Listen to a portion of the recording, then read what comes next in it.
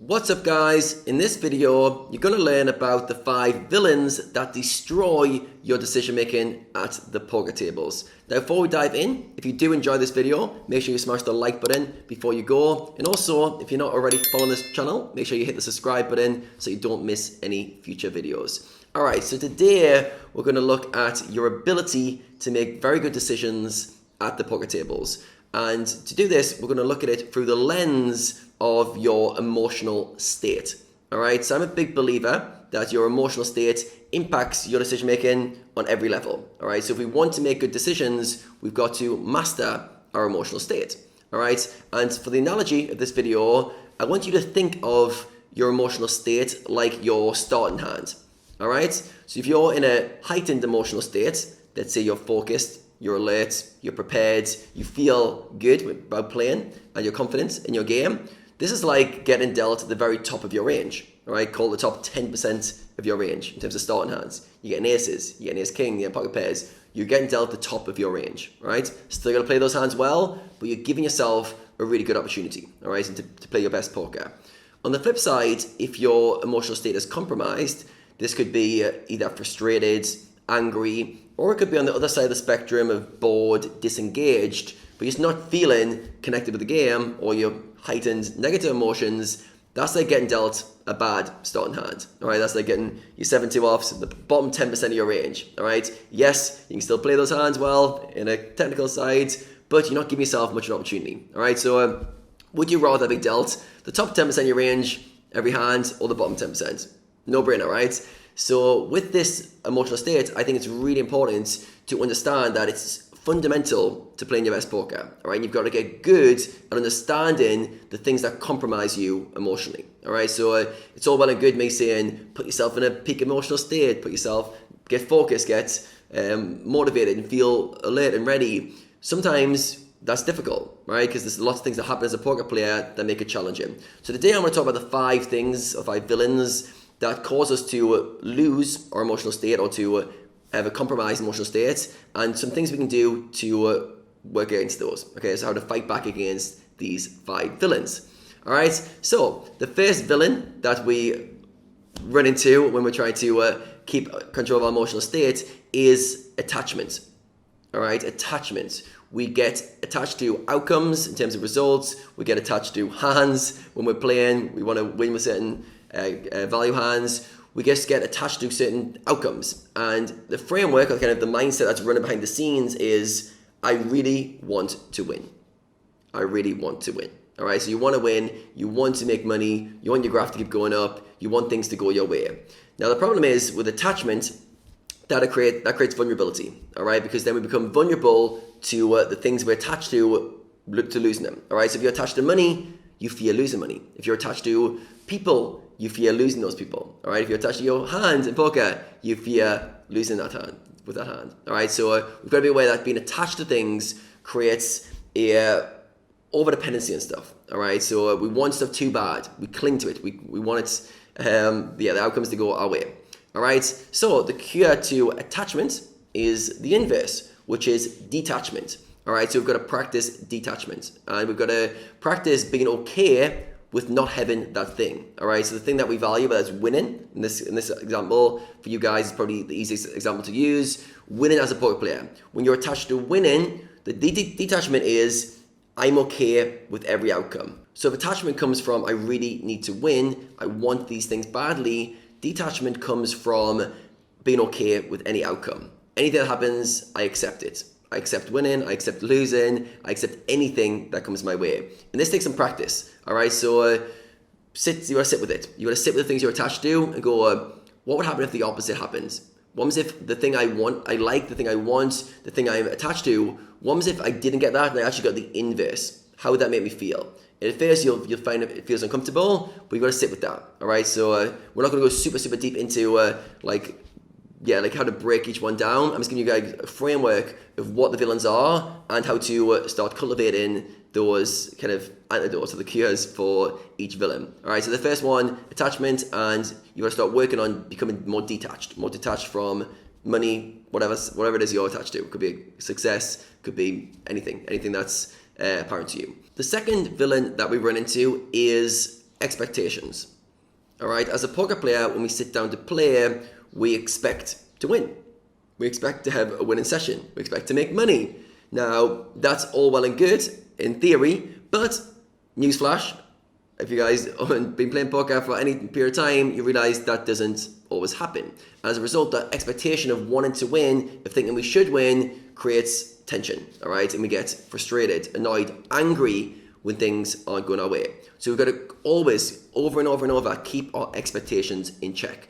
This is very apparent when things are going good, all right? A lot of players speak to me when they're on upswings, things are going really good, and if they don't watch themselves, all of a sudden their expectations start going up and up and up. And then they start expecting to win every session. They expect to have winning weeks, winning months over and over and over. And then when a downswing comes, it affects them even more. All right, so having expectations around winning, it becomes a real negative thing. All right, so we've got to always keep them in check and realize our job isn't to expect to win. Our job is to expect to play well and control the variables that are in our circle of control. All right, so the counter to this is realism in a way. All right, so it's being more realistic, and basically rather than expecting to win, why don't you change that kind of inner dialogue to I expect to play well. All right, so you're still having some expectations, but now rather than winning, which isn't your forte, you don't control if you win the poker tables, playing well is in your control. All right, so by just changing that small subtle from expecting to win to expecting to play well, it allows you to keep expectations on yourself, because it is good to demand a high standard from yourself, but now you're channeling those expectations at the right variables. All right, so a lot of players, in my opinion, keep the wrong scorecards. They judge themselves way too much on results, where they should judge themselves way more on performance. All right, so if you feel yourself getting too excited when things are going well, or you're always sitting down expecting to win, change the variables. All right, take the winning, the money off the table. Like, right, I expect to play well. All right, if I'm playing well, I'm gonna feel good about that. And if I'm not playing well, I'm gonna also course correct that. All right, so expectations not around outcomes, but around performance. If you see yourself getting excited about or expecting to win, lower it down and then zone back in on your performance variables. The third villain that you have to learn to deal with is uncertainty. Uncertainty is always lingering just below the surface, and as poker players, we've often found it difficult to deal with it. All right, so in terms of what it looks like in terms of the dialogue is, I hate not knowing if I'm going to win. I hate not knowing when this downswing is going to end. I hate not knowing if I'm going to have a good or a bad session. All right, and uncertainty, unfortunately or fortunately, whatever way you look at it, is just netted into the fabric of poker. All right, it's every single hand you play, there's uncertainty around it. Every session you play, there's a lot of unknowns consistently. We can never change that.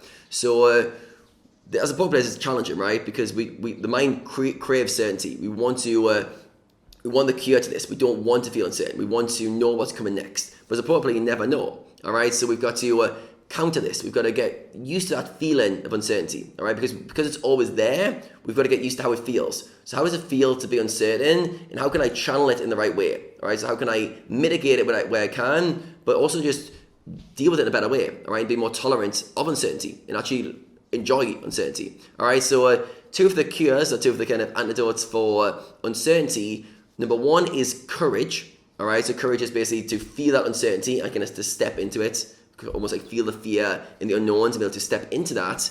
And the second one is confidence. All right, so confidence is about building your confidence in your game, in your technical game, in your decision making, so that even though you're uncertain of the outcomes, you're confident in your plays. All right, so a lot of uncertainty gets almost like magnified or kind of heightened from the fact that we lack confidence. All right, like so you doubt yourself. So you might make a play, make a bluff on the river, and because you're uncertain if it was a good player or a bad player, that makes it 10 times worse. All right, because you don't have confidence. All right, so put a lot of work on your game, and building confidence in your skill set allows you to deal with uncertainty better. All right, so I'm sure you guys can picture this in real time. If you are confident in the play, let's say it was a bluffing spot and you went all in, and you were confident that was the correct play or very close to the correct play, even though your opponent made a call, you don't get too bad. You're not too bothered by it. You're over it. But on the flip side, if you weren't too sure, you're like, now all of a sudden uncertainty goes, should I have bluffed? Should I not have bluffed? Before you know it, you're in this cocktail of emotions, and your emotional state, which as we talked about at the start, is your starting hand, is severely compromised. All right, so uncertainty, deal with it on both levels.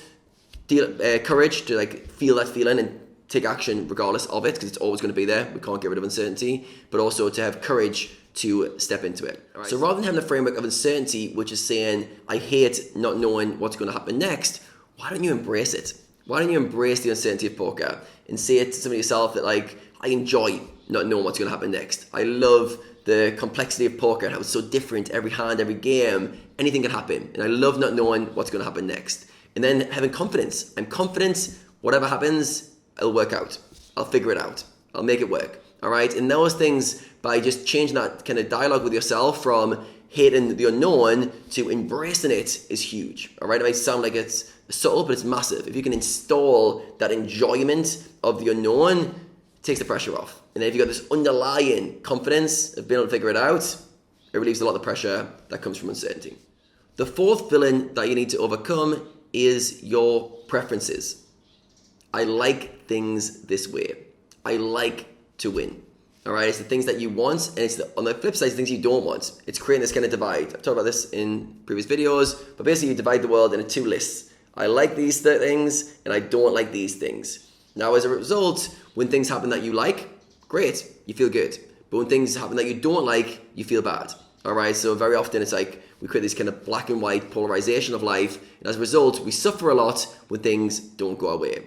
All right, so it's similar to kind of attachment, but it's more like kind of creating this preference list. All right, now the good news is we can create any list we want. All right, and what happens is most people subconsciously create a very short list. I'm happy when I'm winning, happy when I'm making money, happy when my players are going through, happy when everything's going my way. All right, and so when things externally match that, awesome, you're doing great.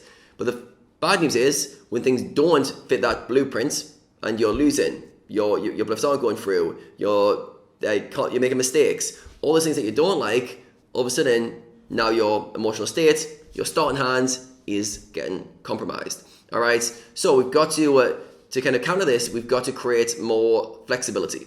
All right, flexibility. We've got to not have this narrow framing of when I win, I'm good. When I lose, I'm bad. This kind of black and white thinking. We've got to find a way to see the positive in almost every situation. All right, we've got to widen our scope. All right, so in terms of the preferences and the likes and dislikes list, make a massive list of likes and a very small list of dislikes. All right, so we've got to really widen our scope. So flexibility. So here I say the main thing you should focus on is I will learn from any outcome. All right, so imagine that. Imagine you instilled like the kind of belief system, I will learn from any outcome. Rather than things having to go your way, even when they don't go your way, you can learn from them. You can grow from them. You can improve from them. That takes all the pressure off. All right, so of course we want to win. Of course we want to make money. Of course we want to have success. Those things are preferable for us. But on the flip side, when things don't go our way, how can we see the positive angle from that? And very often, it's an opportunity to learn. All right, so rather than things need to go my way, start to think about things you can learn from even when it doesn't go your way. All right, so for example, when you make a mistake, mistakes are amazing opportunities to learn from. When you're losing, great time to work on your mindset and your emotional state. Anything that you don't like or isn't going your way, ask yourself, what can I learn from this situation? All right, and that very quickly stops you creating this high preference list. All right, and the fifth and final villain that you have to overcome is importance, significance. You give too much weight to the things you want. All right, and the way this looks in terms of inner dialogue is I must win. I have to win. All right, a lot of you guys as poker players will be highly competitive. All right, one of the reasons you play poker is because you're a competitive person. You like to play games and you like to win.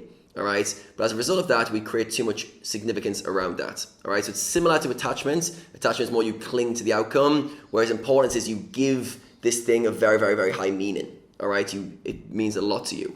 And as a result, you feel a lot of pressure, a lot of stress, a lot of frustration trying to get this thing that you deem as important. All right, so the more important it is, the more you are kind of vulnerable to it in a way. All right, so we've got to watch the things that we class as important. And very often, we've got to disarm it, all right? And one of the best ways I found to disarm things that I deem as important is embracing acceptance, all right? Acceptance that things might not go my way. Anything can happen, and I'm okay with that, all right? So when we class something as important, the reason it's kind of given that criteria for ourselves is we feel like without it, we'd be a failure. We would be a less version of ourselves. Without it, it's something really, really bad is going to happen. And what you've got to do with this is like sit with it and realize if the thing I fear happened or I didn't get the thing I wanted, how would life be? And what you'll find with most things, like 99 out of 100, is life would be just fine. All right, this thing that you deem is really important isn't as important after all. All right, so this attitude is I must win, I have to win. Instead of that, it's like I accept anything that happens. I accept any outcome. I accept if I fail. Know why you accept you fail? Because if you fail, you learn from it. You improve, you get better anyway. All right. So over the long term, you might say I'm gonna win over the long term, but in the short term, you accept stuff. You accept anything that can happen, and you lower that importance. All right. And just playing around with that is really, really powerful. So just to recap, we have 5 villains that compromise your ability to make good decisions at the poker tables. As I've talked about throughout this video, your emotional state is the equivalent of your starting hand, all right? And we want to be giving ourselves a good starting hand, the top of our range every time, all right? And to do that, we've got to fight off these 5 villains that compromise our emotional state, all right? The first of those was attachment, all right? We get attached to things. We cling to things. As a result, we say, well, I really want that. I really want that thing. I really want to win. I really want my graph to keep going up. I really don't want to lose, all right? So we get attached to the things we want.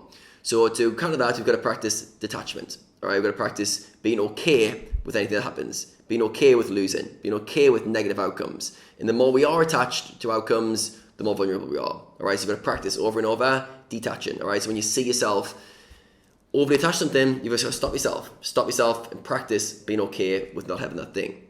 The second villain that we talked about was your expectations. All right, very often as a poker player, your expectations get out of sync with reality, and we end up expecting to win every session you play. All right, so to counter that, you've got to practice realism, or being realistic, we'll call it for today. And to do that, rather than expecting to win, change the variables from I expect to win to I expect to play well. All right, so what you're doing there is you're putting it into your circle of control, and rather than focus on winning, which you don't control, you focus on your performance, which you do control. All right, so lower expectations. If you see expectations going too high, you've got to catch yourself. Many players let themselves get too excited when things are going well. As a result, the crash is coming. All right, so countering expectations with realism. Then we talked about uncertainty, which is netted into the fabrics of poker, and this is I hate not knowing what's going to come next. All right, so the uncertainty of outcomes. What are you going to win? Are you going to lose? What's going to come next? And the cure for this, or the antidote for this, is to work on 2 things. And that is, first of all, your courage to feel that uncertainty and to step into it. All right, so even when you're feeling uncertain, you're able to move forward. All right, so this is for you guys who are aspiring players who are moving up stakes. You're going to feel uncertain when you're moving up levels, but you've got to feel that fear and have the courage to step into it. All right, so because it's always going to be there, we need the courage to act in the face of uncertainty.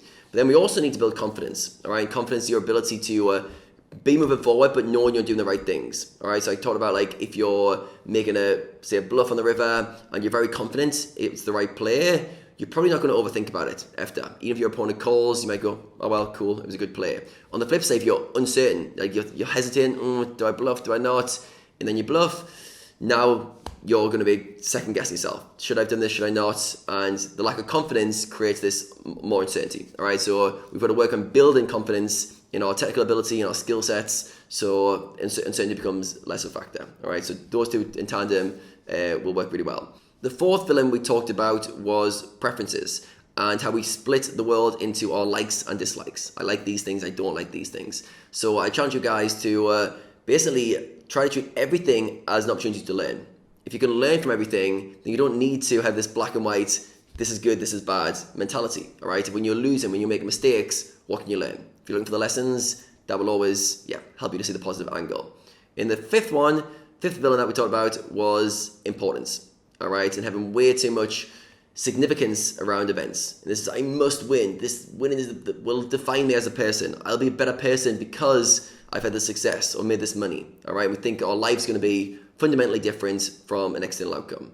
And newsflash, it's not.